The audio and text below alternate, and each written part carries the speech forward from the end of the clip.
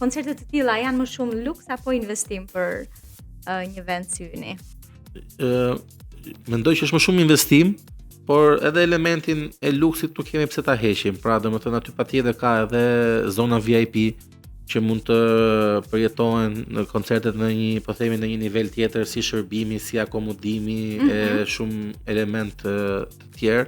Pra, dhe pse jo, domethënë, pra nuk ka pse të ndahet njëra nga tjetra. Okay. Por që domethënë patjetër vlera është gjithmonë shumë e madhe, domethënë dhe strategjike, dhe vetëm kështu futesh në hartë. Pra, unë kam disa miq ndërkombëtar të botës showbizit që kur ndodhi kjo gjëja direkt e më shkruajtën dhe disa prej tyre edhe do vinë, domethënë këtu në Shqipëri që ta ndjekin koncertin.